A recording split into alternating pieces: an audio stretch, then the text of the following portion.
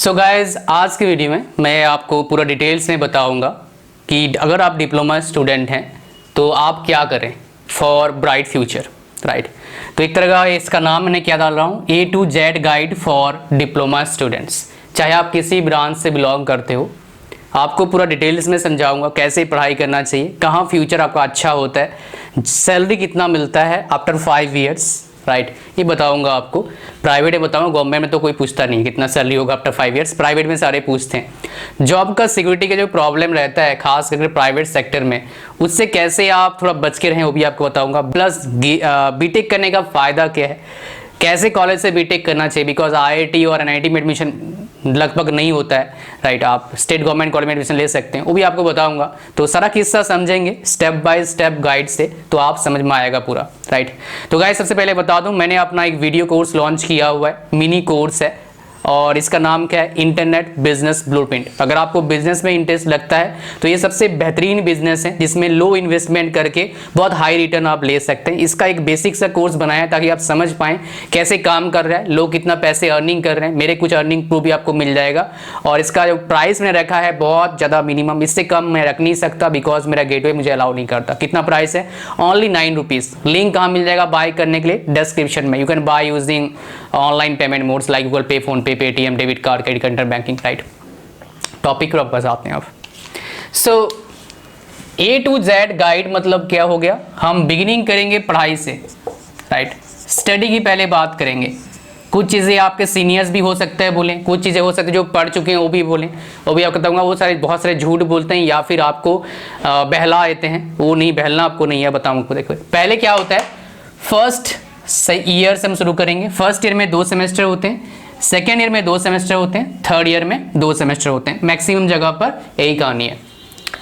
अब यहाँ पर जो मीडियम होता है, हिंदी मीडियम में ही पढ़ाई होता है और इंग्लिश मीडियम ही होता है। लेकिन मैं आपको बोलूँगा आप थोड़ा सा अगर कर सकते हो इंग्लिश मीडियम में करो। हो सकता है आपको पहले ईयर प्रॉब्लम आएगा बिकॉज आप हो सकता है हिंदी या किसी और मीडियम से इंग्लिश में जा रहे हैं, राइट। तो आप थोड़ा सा प्रॉब्लम अभी अगर टैकल कर लेंगे आगे फ्यूचर में तो आपको आसान हो जाएगा बिकॉज आप अभी यंग हैं, तो आप इजीली प्रॉब्लम को फेस करके प्रॉब्लम का सलूशन निकाल सकते हो। इंग्लिश के प्रॉब्लम का सलूशन निकालने का सिंपल तरीका बताया था आपको, 4 स्टेप्स तरीका है। इसको अगर फॉलो करते हो लैंग्वेज का प्रॉब्लम कभी नहीं होगा। चाहे आपका इंग्लिश का प्रॉब्लम हो, चाहे मदर टंग का प्रॉब्लम हो, चाहे बोलने का, मतलब बहुत सारे लोग बोलते हैं और उसमें क्या होता है उनके जो मदर टंग है वो आ जाता है, वो नहीं आएगा आपके पास, राइट। मैं आपको बताऊंगा वो चीज़ क्या है। 4 स्टेप्स फॉर्मूला है, इसको आप फॉलो करना है। पहला, दूसरा, तीसरा एंड चौथा। पहला क्या भाई साहब, पढ़ो। उसके बाद पढ़ो, कैसे पढ़ना है आपको, लाउडली पढ़ना है, मन में नहीं पढ़ना है, बोल बोल के पढ़ना है। फिर क्या है भाई साहब, लिखो। फिर क्या भाई साहब, सोचो, थिंक, राइट। और इसी में आ जाता है स्पीक, बोलना भी आ जाता है। अब यहाँ पर तो क्या प्रॉब्लम आता है, पढ़ोगे कोई प्रॉब्लम नहीं, जोर जोर से पढ़ोगे कोई प्रॉब्लम नहीं, लिखोगे कोई प्रॉब्लम नहीं, सोचना है आपको। अब इस सोच में थोड़ा सा समझाऊंगा, सोचना कैसे है। जो भी आप हिंदी में बोलते हो आप ट्रांसलेट करके देखो इंग्लिश में क्या बोला जाता है। बिकॉज जो बंदे नए नए आते हैं इंग्लिश फील्ड में, whenever people are coming to speak in English, right, they have to think in their mind before speaking. But it's not speaking, my dear. It's not communication. It's, it is the phase of, starting any language. All right, I hope you are getting me. So whatever you are starting, at the starting point, maybe you will struggle, but whenever practice a lot for few years, then you don't need to think even before speaking in English. सबसे बड़ी बात क्या होता है, आपका expression होना चाहिए जैसे आप हिंदी में बोलते हो वैसे। एक्सप्रेशन की कमी की वजह से इंग्लिश इतने अच्छे लोग बोल नहीं पाते हैं because of lack of practice. वो प्रैक्टिस कहाँ से होगा भाई साहब, बोलने से होगा। हो सकता है इनिशियली आप बोलेंगे कुछ मिस्टेक्स होंगे, हो सकता है आपके दोस्त हंसें आप पर, बहुत ऑब्वियस है। लेकिन आप अगर keep going, keep improving, keep going, keep improving, पहुंच जाएंगे स्टेज पर, आपके दोस्त वहीं पर रह जाएंगे, हंसते रह जाएंगे, आप यहां पर पहुंच जाएंगे। फिर जो हंस रहे हैं आपके तारीफ करेंगे, बोलेंगे this guy know how to speak English, we don't know. हमसे तो नहीं होता है जी, लेकिन इसको आता है, पता ही है उसको आता है, बिकॉज आपने उसके पीछे हंसा था और उसने आपकी बात सुना नहीं और आगे बढ़ गया और आगे बढ़ जाएगा लाइफ में। लाइफ में हमेशा सिर्फ इंग्लिश की बात नहीं, हमेशा ऐसा ही होता है। जब कुछ अलग करने जाते हैं लोग हंसते हैं, लेकिन बाद में तारीफ करते हैं, जो हंसने वाले होते हैं उनके पास काम नहीं होता है, काम एक ही होता है, लोगों की कमियां निकालो और हंसो, उनको थैंक यू बोलना। मैं उनको थैंक यू बोलता हूँ, ऐसे बंदे मेरे लाइफ में बहुत हैं और इसीलिए मैं सब कुछ कर पा रहा हूँ। अगर वो हंसते नहीं तो मैं समझ नहीं आता मेरे को भाई मेरा कमियां क्या है। ये भी कला है कमियां निकालने, थैंक यू बोलो, लेकिन उनके सामने मत बोलना, नहीं तो दूसरे कमी निकालेंगे, पता लगा दूसरा बंदा हताश में आ जाए, ऐसा भी होता है राइट। सो ये 4 स्टेप्स इसको फॉलो करिए। सोचना भी आपको क्या इंग्लिश में है, इनिशियली थोड़ा प्रॉब्लम आएगा। और मेरी जिंदगी में if I can speak English my dear because of only one thing, that is what I have seen that where I am lacking to speak English. I have seen that I don't know tense, so I have learned it. So अगर if you want to speak English my dear, you have to learn tense first, because you should know where to use shall, will, was, were, had, have been, has been, right? You should know, and for this it will take hardly 30 days. Right okay, सब चलते हैं। ये तो हो गया English का problem का solution. अगर आप प्रैक्टिस करते हैं इसको एंड कीप प्रैक्टिसिंग तो आप इंप्रूव करते रहेंगे, बिकॉज ये ऐसा नहीं आज सीखा और कल सीखूंगा, नहीं, ऐसा नहीं है, प्रैक्टिस करते रहना है थोड़ा सा और ये हैबिट बनाना होता है, that's it, nothing else. Now first भाई साहब, फर्स्ट ईयर आता है पहला सेमेस्टर। पहला सेमेस्टर आपका जो आगे का सेमेस्टर होते हैं वो डिसाइड होते हैं मैक्सिमम नंबर ऑफ टाइम से ही होता है। इंसान 2 जगह पर सुधरता है, या तो पहले सेमेस्टर में संभल गया, या फिर थर्ड में संभलता है, या फिर 5th में। इन जनरल ऐसे ही होते हैं लोग, इवन में संभलते नहीं इतना, लोग ऑड में ही संभलते हैं, जो मैंने देखा है इंजीनियरिंग कॉलेज में देखा है। तो पहले सेमेस्टर में संभलने का मौका बहुतों को मिलता है, लेकिन संभलते हैं बहुत कम को ही हैं, और बिगड़ते भी इसी सेमेस्टर में भाई साहब, मैक्सिमम बिगड़ते भी इसी में, बिकॉज छुट्टी करके आते हैं, पढ़ने का मन नहीं लगता है, कंटिन्यूटी रहता नहीं उनका, बोले चलो यार कल करेंगे, परसों करेंगे, तरसों करेंगे, फिर ऐसे भी जैसा महीना आता है, फिर क्लास टेस्ट आ गया, फिर पढ़ना बंद, फिर किसी तरह के पास होने का सोचते हैं, फिर चौपट। तो क्या करिए भाई साहब, डे 1 से आप पढ़ाई अच्छे से शुरू करिए।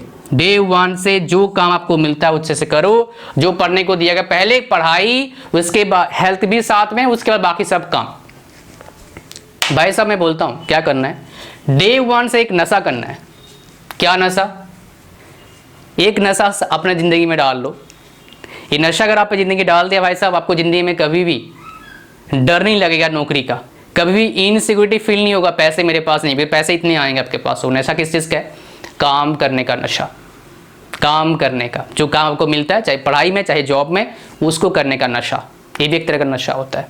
बहुत सारे देखना मिलेंगे आपको काम में लगे रहते हैं और वो एंजॉय भी करते हैं, ऐसा नहीं काम कर रहे हैं खाली, टाइम पे एंजॉय करते हैं, टाइम पे काम करते हैं। स्कूल के टाइम में, कॉलेज के टाइम में पढ़ाई, बाहर घर में सुबह है तो पढ़ाई, शाम को घूमने गए तो वहाँ पर मौज मार रहे हैं, ऐसे। तो पहले सेमेस्टर में क्या करें, डे 1 से पढ़ाई शुरू करो और अपने क्या करो भाई साहब, आप टारगेट फिक्स करना नहीं है आपको पहले साल में। पहले साल में आपके जो वीकनेसेस हैं, जो भी वीकनेस है, आपका मैथमेटिक्स वीक है, आपका फलना वीक है, उस पर काम करना है। पहले साल आपके वीक को थोड़ा सा बेटर बनाना है, दूसरे साल भी थोड़ा सा और बेटर बनाना है, और तीसरे भाई साहब एक्सेलेंट की ओर ले जाना है आपको, राइट।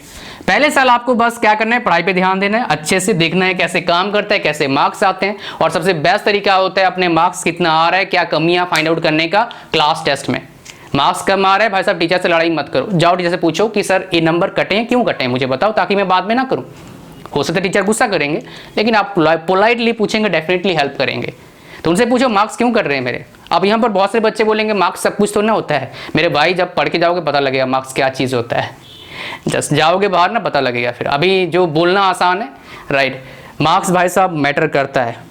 कहाँ मैटर करता है? सबसे ज़्यादा हर टाइम मैटर करेगा लाइफ में, लेकिन सबसे ज़्यादा मैटर कब करता है? जब आप पहली बार जॉब लेने जाते हो। कैसे पता लगेगा कंपनी वालों को आप पढ़ाकू हो, आपको कुछ आता नहीं आता है? मार्क्स देख के पता लगेगा। 2 मिनट थोड़ा ना पता लगता है भाई, नहीं पता लगता है, मार्क्स से लोग जज कर लेते हैं। इसलिए बहुत सारे कंपनीज क्या करते हैं, बोलते हैं थ्रू आउट एक भी रीअपीयर आना नहीं चाहिए, आपको हम फिर इंटरव्यू बैठने देंगे। बहुत सारे कंपनी बोलते हैं थ्रू आउट आपका 70% होना चाहिए, आपको भी हम इंटरव्यू बैठने देंगे। बहुत सारे कंपनी बोलते हैं 10th में भी, डिप्लोमा भी आपका होना चाहिए 70% 80%, तभी हम बैठने देंगे। क्यों बोलते हैं भाई? मूर्ख तो नहीं है वो। वही बड़े बड़े कंपनीज क्यों बोलते हैं ऐसा? बिकॉज उनको पता है कहीं ना कुछ तो है, राइट। तो जितना हो सकता है अगर आप शुरू कर रहे हो भैया, क्यों आप अपना वीकनेस छोड़ोगे? मैंने बोला वीक पॉइंट को इंप्रूव करना है, मतलब क्या है? इसमें एक मार्क्स वाला है। बहुत सारे मार्क्स कम आते हैं, मेरे को पूछते हैं सर मेरा मार्क्स कम है, तो अगर किसी का आ गया तो कुछ नहीं कर सकते, लेकिन आपका नहीं आया तो कुछ करो ना भैया, रोका किसने आपको? ठीक है।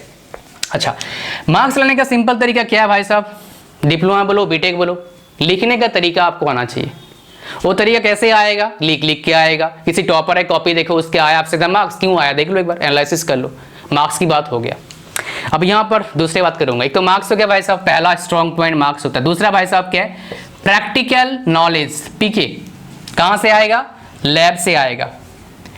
अगर क्लास में 60 बच्चे हैं, सिर्फ 10 से 15 बच्चे इन जनरल ढंग से प्रैक्टिकल करते हैं, बाकी सारे क्या करते हैं? कॉपी करते हैं। अभी कॉपी कैसे करते हैं? वो खुद को स्मार्ट समझते हैं। कैसे स्मार्ट? लेकिन स्मार्ट नहीं है, सबसे बेवकूफ़ बात है ये। स्मार्ट नहीं है, सबसे मूर्ख वाली बात मैं बोलता हूँ, आप बुरा मत मानना, बट ये सच है। हाँ, तो सो कॉल्ड स्मार्ट है। तो ये स्मार्ट कैसे बता रहा हूँ, देखिए आपको क्या होता है, पॉइंट मान लो 2 आपका रीडिंग आ रहा है, तो सो कॉल्ड स्मार्ट क्या करेंगे? वो रीडिंग नहीं लेंगे खुद से, क्या करेंगे? 0.21 कर देंगे, 0.23 कर देंगे, ताकि टीचर को पता न लगे भाई साहब उसने रीडिंग लिया या नहीं लिया। स्मार्ट, ये स्मार्ट नहीं होता है, right. 3rd semester, 4th semester हो गया, 5th सेमेस्टर और 6th सेमेस्टर हो गया, ऐसे आपको कार्रवाई करना है अच्छी तरीके से। मार्क्स मतलब लैब प्लस मार्क्स दोनों नॉलेज को क्या करना है, आपको इंप्रूव करते रहना है। कहानी समझ में आया? अब देखो यहाँ पर क्या, अब आते हैं पढ़ाई की बात कर दिया, मैं अब जॉब की बात करूंगा, बिकॉज ये इंपॉर्टेंट पार्ट है। देखिए जॉब, कैंपस प्लेसमेंट है, ऑफ कैंपस प्लेसमेंट हो गया। तो कैंपस प्लेसमेंट भाई साहब सबको नसीब नहीं होता है। लगभग 80% बच्चों जिस कॉलेज से पढ़ते हैं, मैं जितना मेरे नॉलेज में है, उनके वहाँ पर कैंपस प्लेसमेंट तो होता ही नहीं है, और 70 to 80% कैंपस प्लेसमेंट नहीं होता है। कैंपस प्लेसमेंट मतलब क्या हुआ? सबसे आसान तरीके से ज़्यादा सैलरी लेना और ज़्यादा अच्छी कंपनी में जॉब लेना, right, as a fresher. Campus placement मतलब एक तो हो गया ऑल्टरनेटिव मीनिंग, लेकिन रियल मीनिंग क्या है? कैंपस, आप जहाँ पढ़ते हैं वहाँ पर कंपनी आती है, आपके इंटरव्यू होते हैं, आपको सिलेक्ट करते हैं, ऑफर लेटर देते हैं और चले जाते हैं, सो बोलते हैं कैंपस प्लेसमेंट।